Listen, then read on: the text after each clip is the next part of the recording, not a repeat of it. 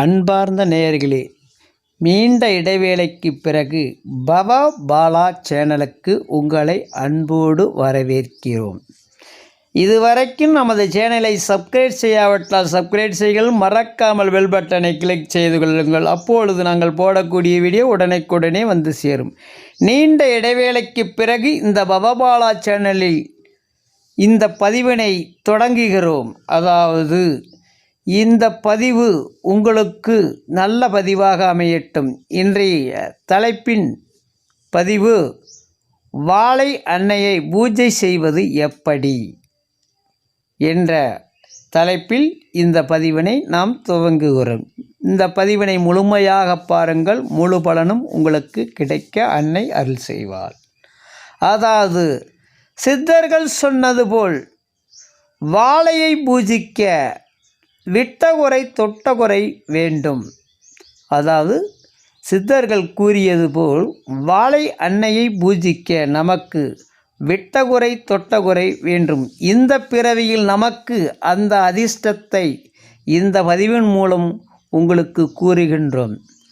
அன்னை வாழையை பூஜிப்பதற்கு உகந்த நாள் என்று சொல்லக்கூடிய அமாவாசை அன்றும் பௌர்ணமி அன்றும் சித்தர்கள் அன்னை வாழையை வழிபாடு செய்து வாழையுடைய அருளையும் அன்பையும் பெற்றி கொண்டார்கள் நமது சித்தர்கள். அந்த வழியில் நாம் இந்த அன்னையை எப்படி பூஜை செய்வது என்பதை பற்றி இந்த பதிவில் தெளிவாக பார்ப்போம். அதாவது வாழை அன்னையுடைய ஒரு போட்டோ எடுத்து நமது பூஜை அறையில் வைத்து அன்னைக்கு தேவையான அதாவது வாழைப்பழம், வெற்றிலைப்பாக்கு மற்றும் தீபதூபம் மற்றும்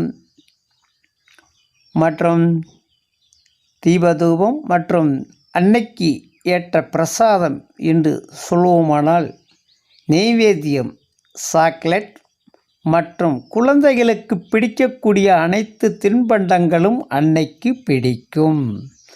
அதற்கு விரும்பி சாப்பிடக்கூடிய அன்னையின் பாயாசம், அதாவது பருப்பு பாயாசம் அல்லது பாசிப்பருப்பு பாயாசம் என்று சொல்வார்கள். இது அன்னைக்கு மிகவும் பிடித்ததாக நெய்வேத்தியமாக அவள் ஏற்பாள்.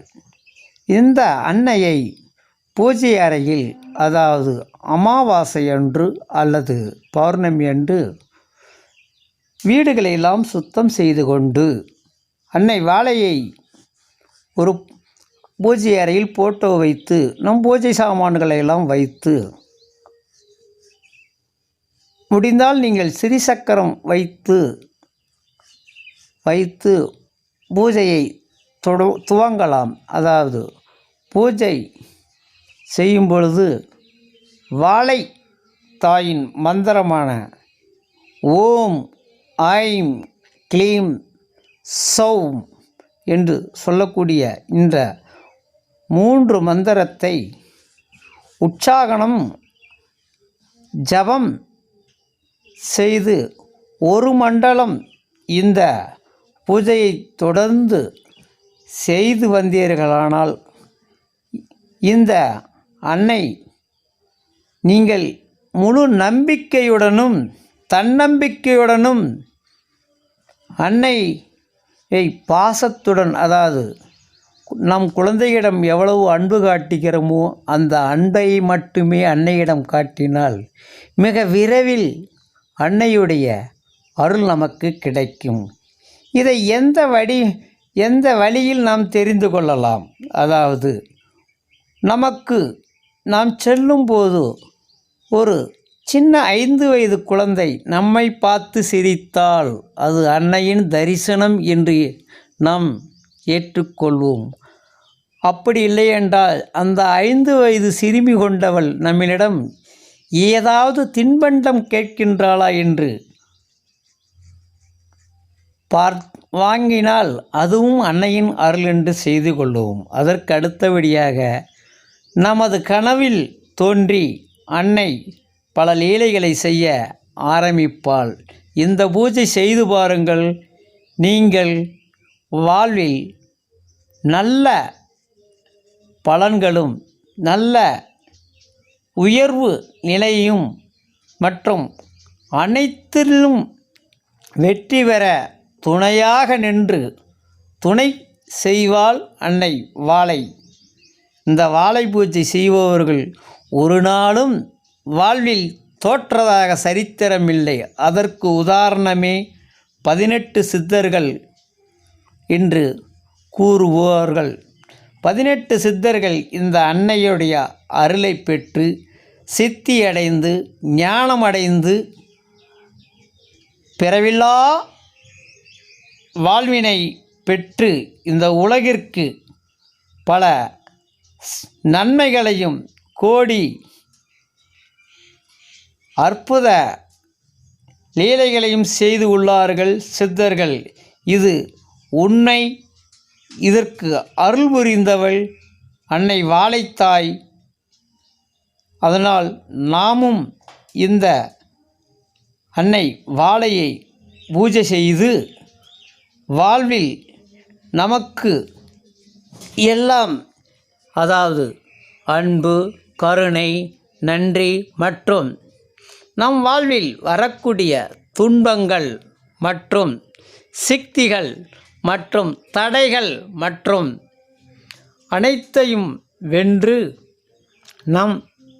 நம்மை சார்ந்தவர்களுக்கும் நன்மை செய்து இந்த பூஜையின் மூலம் நீங்கள் நல்ல ஒரு பலனை நிச்சயம் பெறலாம்.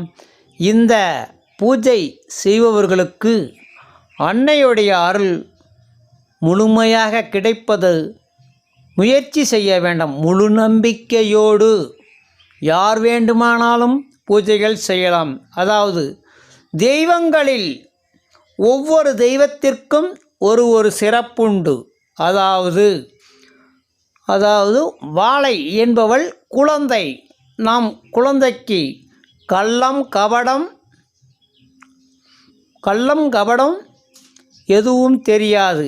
குழந்தைக்கு தெரிந்தது ஒன்லி அன்பு, பாசம், கருணை, மகிழ்ச்சி, சந்தோஷம். இது மட்டுமே குழந்தைக்கு தெரியும். இதை தவிர வேறு எதுவும் தெரியாது. அதாவது நம் வாழ்வில் ஒவ்வொரு தெய்வங்களை வழிபடுவதற்கு ஒவ்வொரு வழிமுறைகளும் ஒவ்வொரு காரிய செயல்களும் உள்ளது. இந்த குழந்தையை தெய்வமாக நாம் வணங்குவதன் மூலம் நம் மனதில் வரக்கூடிய அனைத்து பிரச்சனைகளும் தீர்ந்து வாழ்வில் வளம் பெறலாம். நன்றி, வணக்கம். அடுத்து ஒரு பதிவில் சந்திப்போம்.